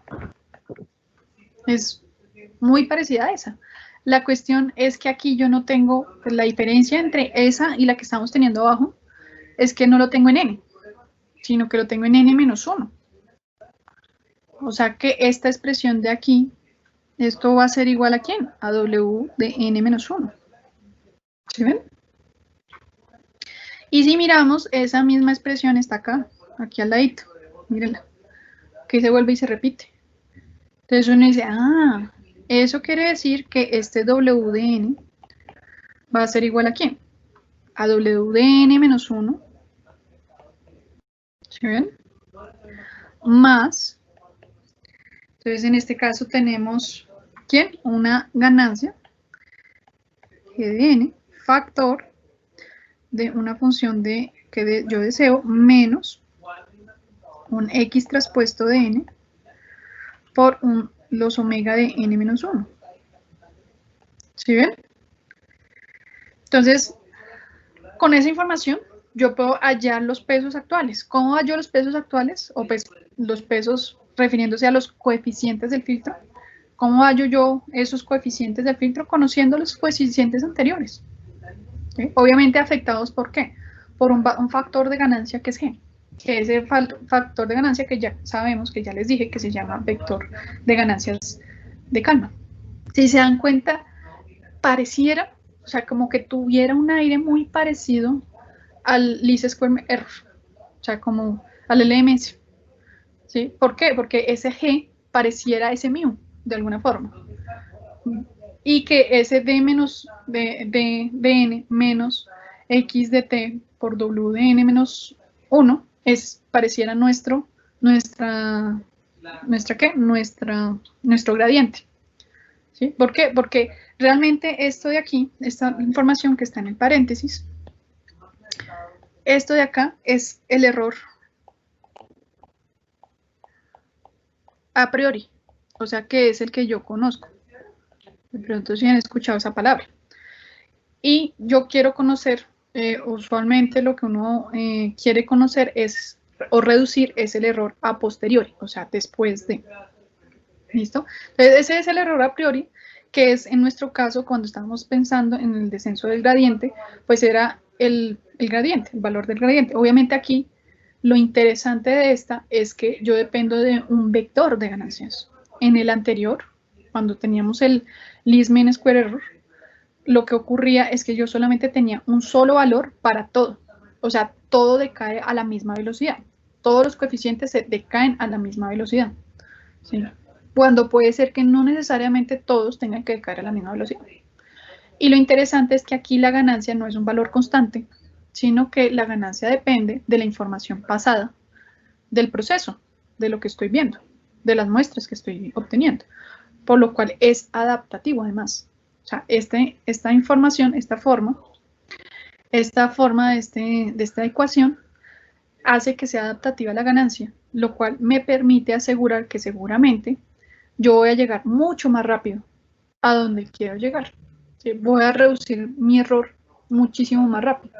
Y eso es lo que nos vamos a dar cuenta cuando les presento ahorita el ejemplo en MATLAB, que efectivamente se van a dar cuenta que es con este método uno casi que ni siquiera se da cuenta cuando se ajustó, sino casi que de una llegó al punto.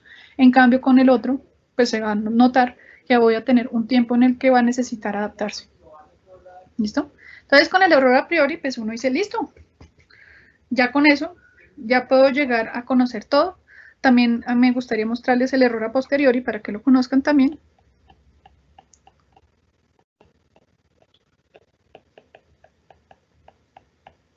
Entonces, el error a posteriori es el EDN igual a DDN menos XTDN de WN, que ese es lo que estamos haciendo. ¿Sí? De aquí fue donde partimos. Ese es el error a posteriori. O sea, el que queremos minimizar a partir de la información del que ya conocemos que es el a priori. Listo. Y nuestro factor de corrección, pues es simplemente pues el que tenemos acá. Aquí lo que nosotros podemos hacer es que todo el error a priori, pues simplemente es otra función alfa. Entonces lo que simplemente voy a tener acá es que el delta de omega de n-1, pues es que es el valor que estoy cambiando. Y el valor que estoy cambiando, pues es ¿quién? Es la ganancia por ese alfa de n. Y ya. Entonces, para que todo quede más claro, como más tangible, al punto de poderlo ejecutar, existe un algoritmo que lo que hace es aplicar las ecuaciones que ya tenemos, pero de forma ordenada. Yo no las puedo aplicar de cualquier orden, no se puede. ¿Por qué? Porque necesito tener cálculos iniciales. Entonces el algoritmo dice algo así. Entonces en el algoritmo pues tengo pues el orden del filtro. ¿Sí? Eso ya lo debo de conocer. Tengo el lambda, que es el factor de olvido. Ahí lo puedo poner. Si se dan cuenta, no es grave que sea grande o pequeño, no me va a afectar mucho. Y un valor delta, que me va a servir, un valor pequeño, que me va a servir para inicializar los valores de P. Importante, aquí no puede arrancar en 0p, o sea, siempre voy a suponer un valor pequeñito. ¿Por qué? Porque si arranca en 0, nada, no voy a ningún lado. Tiene que arrancar en un poquito, por eso toca, es necesario que tenga un valor. Entonces estos van a ser pues, las variables iniciales de carga, pero cuando yo inicializo, pues lo que yo hago es que pues inicializo mis omega n inicialmente en 0. Eso sí, no pasa nada. Que estén en 0 está bien. Tengo mis x de n, que son los valores de mis muestras de mi entrada. También puedo ponerlas todas en 0, no hay ningún problema. Aquí tengo que mis d de k. Recuerden que mi d de k aquí simplemente es una señal deseada. Ni siquiera es necesaria conocerla, que antes necesitábamos conocerla, si se acuerdan. Aquí ni siquiera la necesito. Aquí yo puedo decir que esto es 0.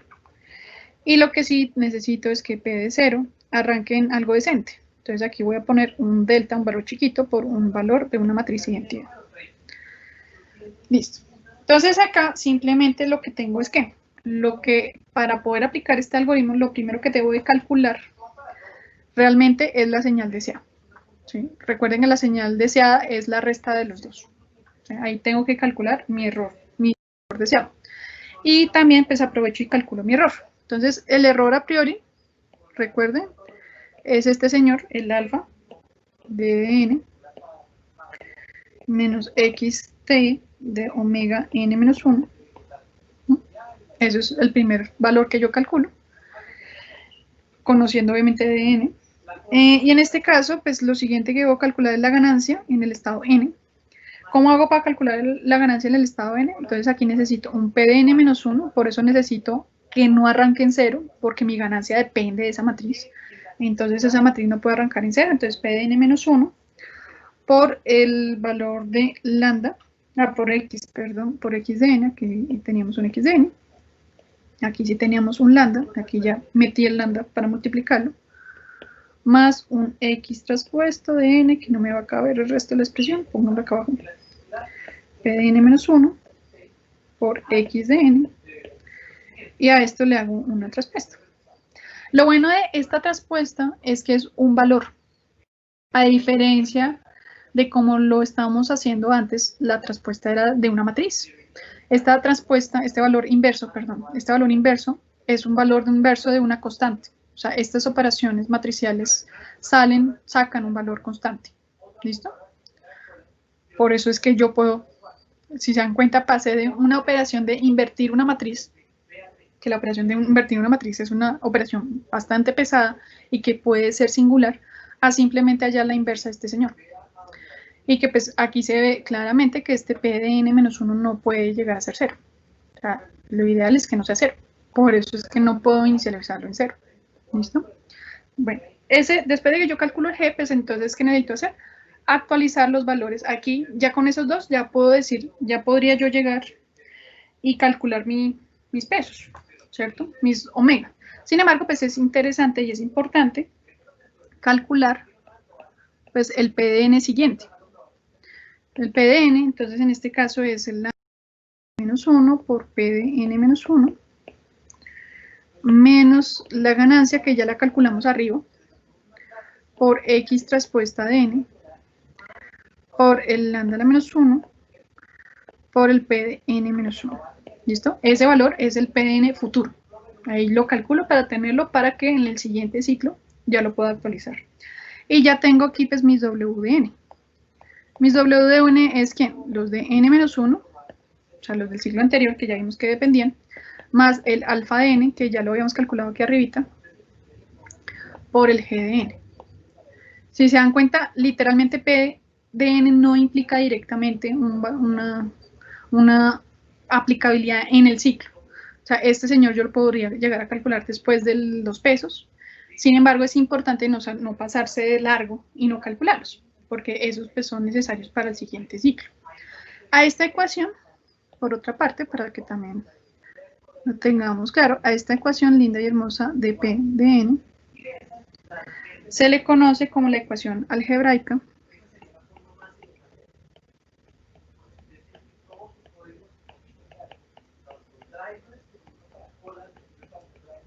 de Riccati. Siempre se me olvida si tiene doble C o doble A o doble T. ¿Listo? A esa ecuación se le conoce como la ecuación algebraica de Riccati. Y listo. Ya con eso ya tengo cómo aplicar el algoritmo de RLS. Depende de las muestras pasadas. Como les dije, pues la inversa no es tan grave aquí, solamente es un valor constante que estoy dividiendo y que nunca va a ser 0 por el valor del lambda que está acá. Sí, obviamente ese lambda aquí no puede ser 0. Bueno, preguntas respecto a este señor algoritmo RLS, que es Recursive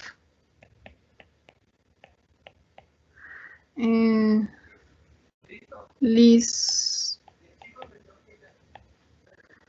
RLS Square.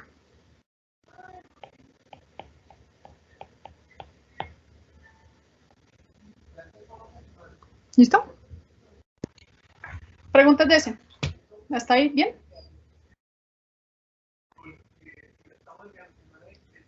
¿Sí? Muchachos, Sí, díganme. Ah, bueno, gracias, gracias. Son esos, aunque sea que están conmigo. Bueno, entonces ahora vamos a ver un ejemplo para que no quede como tan en ecuaciones.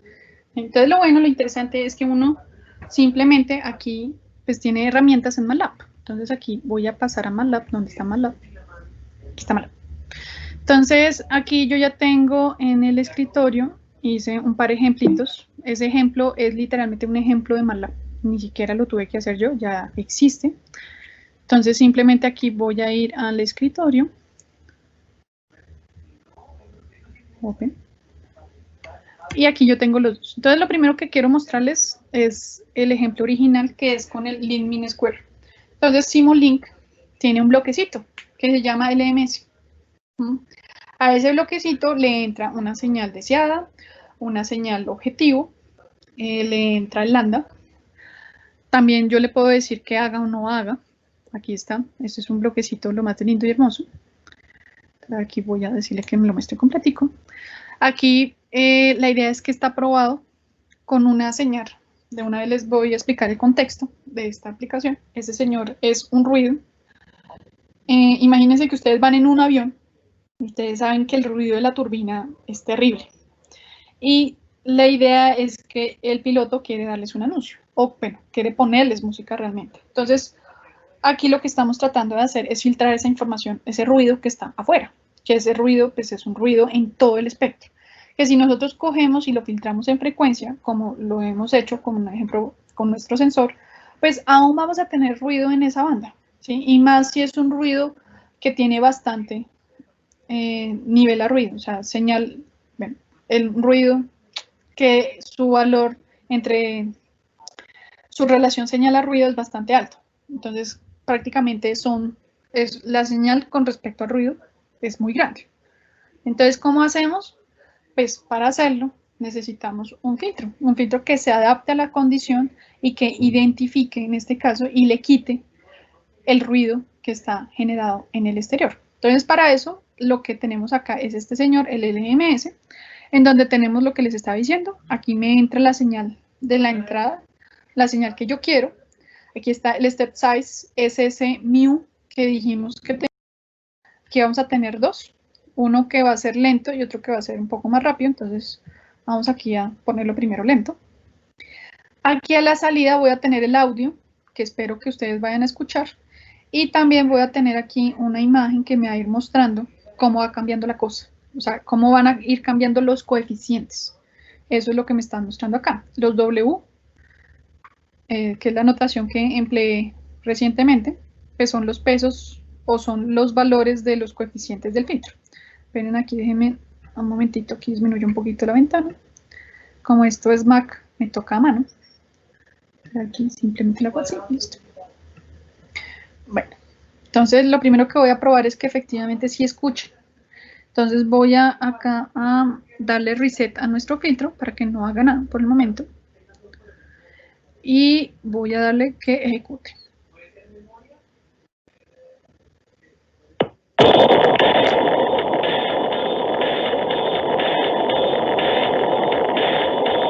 ¿Listo? ¿Ahí están escuchando? Sí, sí se escucha. Sí, se escucha. Listo. Entonces, si se dan cuenta, miren que literalmente hay un sonido de una canción, pero también tengo muchísimo ruido. Ahí no estoy haciendo nada. Actualmente no estoy habilitando absolutamente nada. ¿Listo? Y miren que los coeficientes iniciales todos arrancan en 0. Estos son los coeficientes. Entonces, presten atención a qué pasa con los coeficientes y qué le pasa al sonido.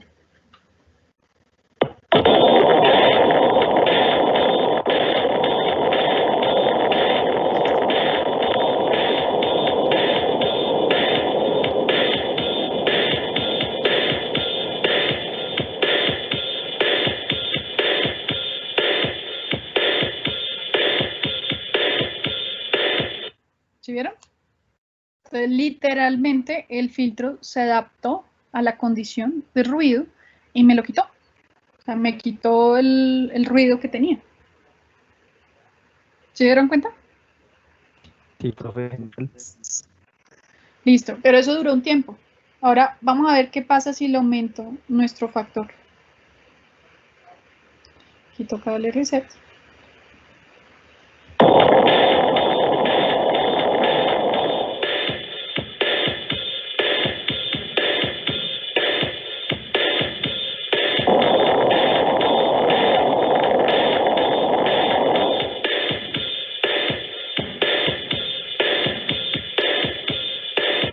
¿Se dieron cuenta? Que ese señor más rápido. respondió mucho más rápido. Y se ve que, por ejemplo, ahí se ve, bueno, aquí como ya sabemos a dónde queremos que él converja, pues ahí se ve la grafiquita y se ven los coeficientes, pero lo hizo muchísimo más rápido. Obviamente si hay un momento se alcanza a notar que él como que alcanza a arrancar, pero lo logra. Aquí hay una selección, es que aquí por dentro uno puede tener un filtro, es cuando yo estoy haciendo un filtro en frecuencia, un filtro pasabanda o un filtro pasabajos. Entonces vamos a ver qué pasa cuando hago ese cambio. Entonces voy a dejarlo ahí en el rápido y voy a darle aquí reset y voy a hacer los cambios.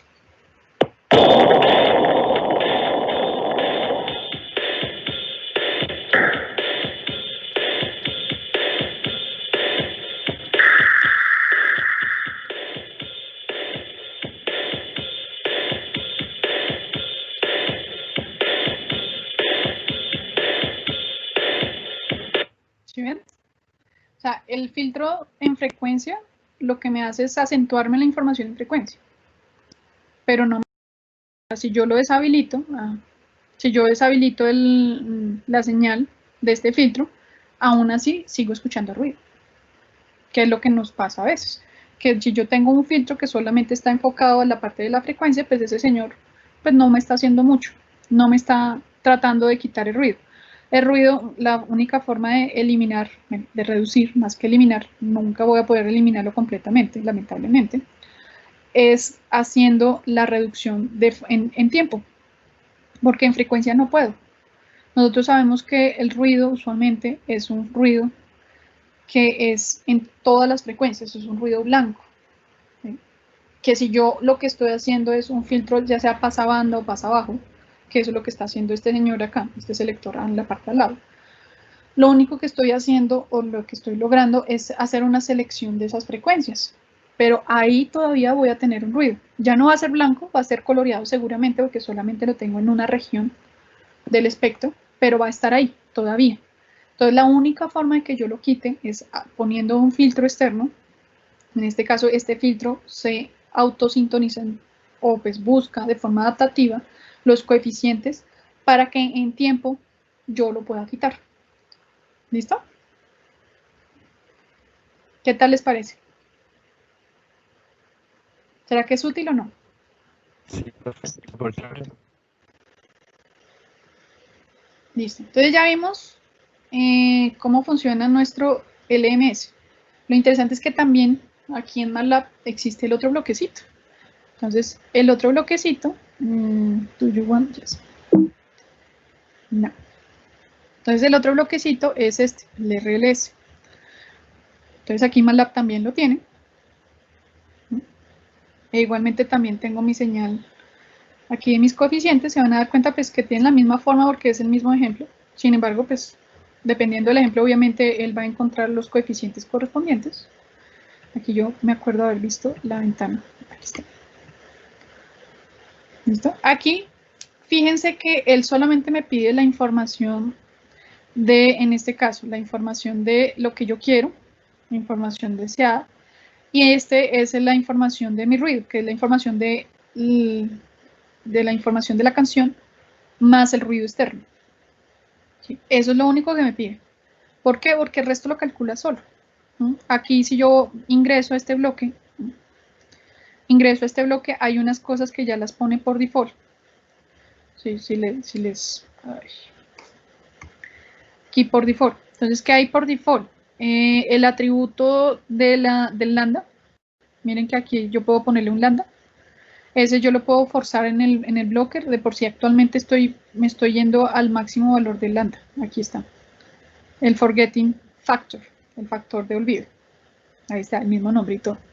Aquí yo puedo decirle en cuánto puedo decir que más o menos está el valor de la estimación de la varianza del valor inicial. Esa estimación de la varianza se refiere a la matriz P. ¿Listo? Esa matriz P es eso. Y listo. Y aquí pues le estoy pidiendo que me saque los valores. Este es la longitud del filtro. En este caso estamos trabajando un filtro de 32 coeficientes. Igual que en el anterior tenía el mismo tamaño de 32. Él por default, por arrancando, pues pone ese valor. Y aquí simplemente pues lo que estoy haciendo es graficándolos. O sea, estoy tratando de unirlos para que queden aquí todos en tiempo. Entonces, si vamos y miramos.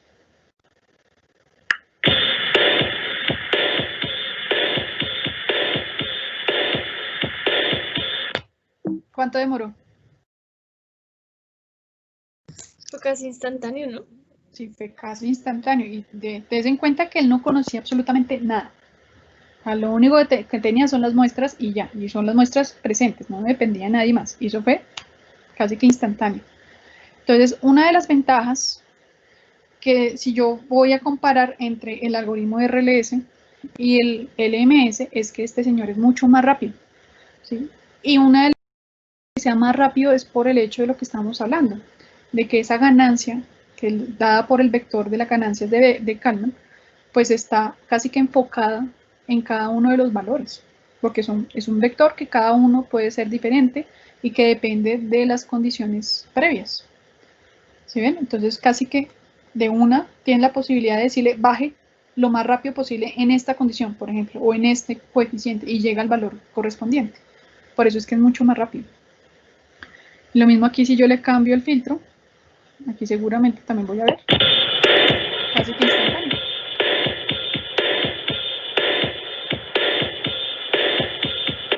¿Sí ven? Entonces este ni siquiera alcanzamos a ver. O sea, casi que nos muestra de una el valor del filtro de sus coeficientes. Y si se dan cuenta, miren que yo hice el cambio. O sea, si yo le dejo de forma continua y hago el cambio,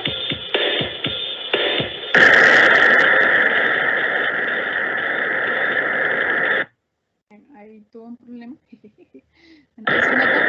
Ahí se nota que... Entonces, ¿cuál es el problema de este señor? Que yo estoy suponiendo que no cambia en el tiempo. Cuando yo le cambié el filtro, pues está cambiando la información en el tiempo. Obviamente él se va, después de mucho tiempo, ahí sí ya se va a volver a actualizar, pero prácticamente si se dan cuenta, esas muestras nuevas ya no dependen de las muestras anteriores.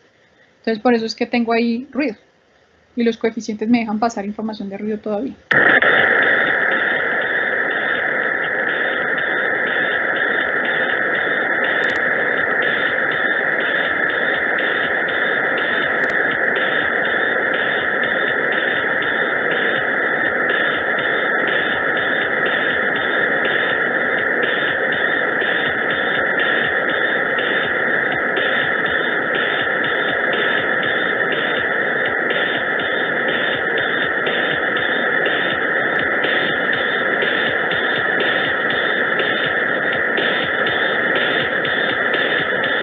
¿Sí ven que demoró bastante?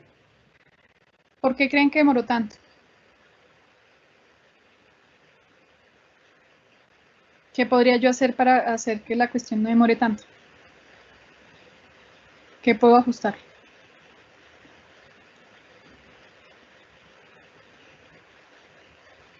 sea, noten que cuando estoy hablando de RLS estoy pensando en un proceso que es totalmente dinámico, que los pesos son dinámicos, igual que el otro, es totalmente adaptativo, y además el valor con el que yo estoy haciendo el decrecimiento, buscando los coeficientes, los nuevos coeficientes, también es adaptativo, que esa es la diferencia. ¿Sí? ¿Qué es lo único que yo tengo acá que puedo cambiar?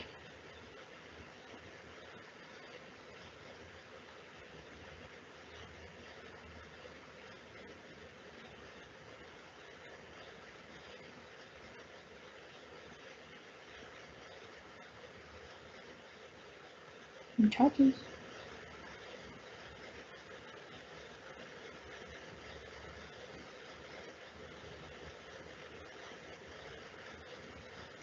¿Todavía los tengo?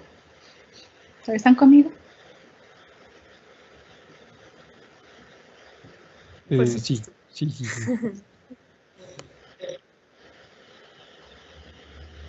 ¿Qué es el único parámetro que yo cambio en el RLS?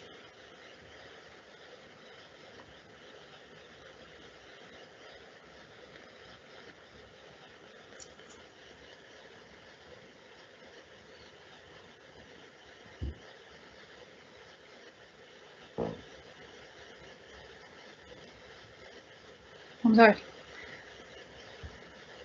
¿Qué parámetros de estos son una variable que yo puedo poner? O sea, actualmente les estoy diciendo, vamos a dejar el filtro del mismo tamaño, entonces el orden del filtro igualito. Este P, pues este valor delta es el valor de P, que es inicial, y si ya de ahí para allá no lo vuelvo a cambiar, no lo vuelvo a tocar. Entonces, ¿qué me queda?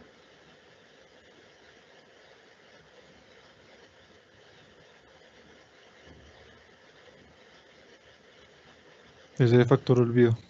Ah, el factor del olvido, ¿cierto? Que si se dan cuenta actualmente ese factor de olvido, yo lo tengo en el máximo, lo puse en 1. Entonces vamos a ver qué pasa si yo lo pongo, por ejemplo, en la mitad. Recuerden que ese factor de olvido hace que esa ventana de olvido pues decaiga mucho más. Eso quiere decir que si yo tengo cambios más bruscos, este señor, ese filtro, pues se tiene que actualizar más rápido, porque va a cambiar más rápido esa información que le está entregando.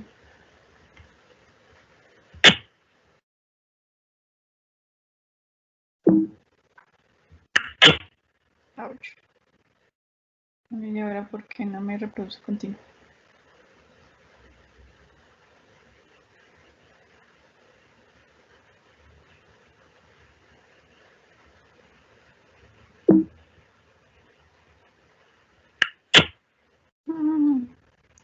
Ok, ese sí ya es problema de MATLAB. Pero si se dieron cuenta que cuando va pasando, él ya tiene el valor. Entonces ahora cambiémosle el señor filtro.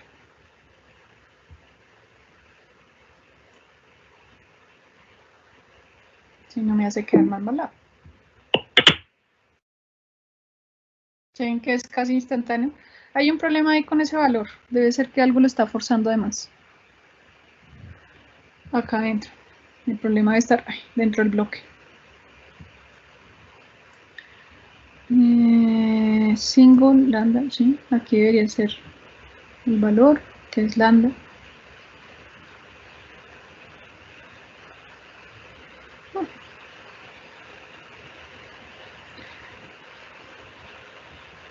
Ahí es lo que quería. No, debe ser que aquí hay una variable que está forzada, no es este, creo que es este.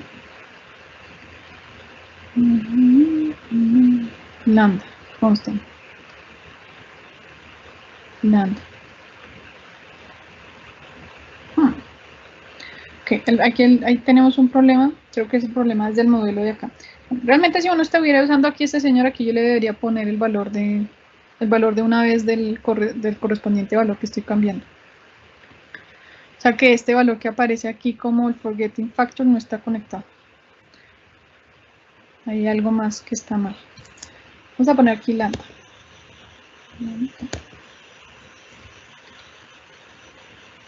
¿Cómo se llama? Lambda. ¿Sí está así escrita? Estaba acá adentro, ¿cómo se llamaba la... ¿Cómo se llama la variable que está acá? Ah, falta la D. Comencé. Ah, miren, ¿sí ven? Aquí está, 0.5. ¿En dónde está esa variable? Ah, sí, sí, es el que valor está ahí. ¿Vean? Bueno, en fin, eso es porque MATLAB, mi MATLAB es muy chichi. Y seguramente está molestándole algo acá en MATLAB. Pero lo ideal, o sea, lo que debería pasar, es que al cambiarle el valor de lambda, lo que estoy diciéndole en otras palabras es que tome los valores más recientes. ¿Sí? Quiere decir que si yo tengo un cambio brusco, como lo que hicimos con el cambio del filtro acá, se actualice más rápido. ¿Mm?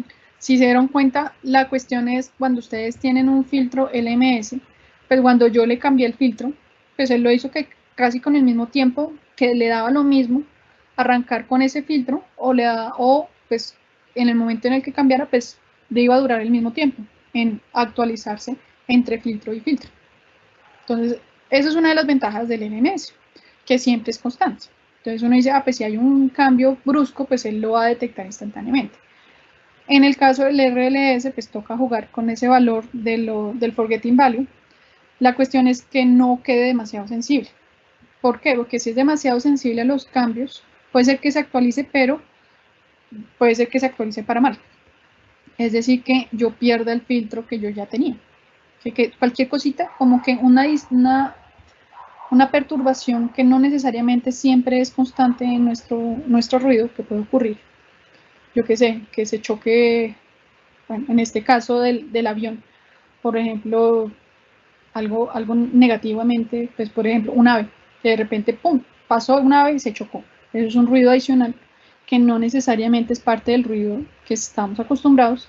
Entonces, en ese caso, el LMS, él se va a acostumbrar más rápido, o sea, él va a llegar y va a decir, así, hubo el ruido, pasó, después volvió y ya, no hay ningún problema. En cambio, en el RLS, que él estaba funcionando y si yo tenía una tasa de refresco, pues, de memoria muy corta, lo que va a pasar es que él se va a quedar con esa información más tiempo. Eso es una desventaja. Puede ser que sea más rápido, puede ser que los tiempos sean menores, sin embargo, él va en el tiempo, en la propagación del tiempo, como se queda con esa información y todavía trabaja con esa información, pues va a durar más. ¿Sí? Que eso es algo que es diferente en el otro filtro. El otro filtro no depende de la ventana, solo depende del valor del mu, ¿sí? Del factor en el cual pues, yo estoy dándole más importancia al gradiente descendiente. Bueno, preguntas respecto a estos dos algoritmos. Igual también existen las funciones, o sea, no solamente aquí en bloque en Simulink, sino también existen las funciones en MATLAB. Y les puedo asegurar que ustedes van y buscan ejemplos de códigos de cómo implementar, por ejemplo, el LMS. Va a ser supremamente sencillo, la misma ecuación que vimos. En el caso del RLS, pues ya saben ustedes también cómo calcularla, tampoco es tan difícil, solamente son vectores. Es guardar la información y calcular.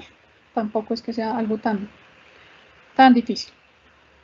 Bueno, obviamente sí, el desarrollo matemático de donde viene la cuestión requirió su tiempo, pues hay muchas personas implicadas que se pudieron dar cuenta que hicieron parte de ese proceso de obtener el RLS. Importante, el RLS es tras del hecho, ese es un algoritmo del cual arrancó el señor, uno de los Gauss importantes matemáticos, que él hizo el primer planteamiento de ese algoritmo, sin embargo, no se utilizó en ese momento, pero más adelante, posteriormente, otra persona vio que podía ser de utilidad y pues llegó a este tipo de algoritmo. ¿Listo? Bueno, si no hay más preguntas, ya vimos nuestras simulaciones, ya no tenemos nada más por el momento.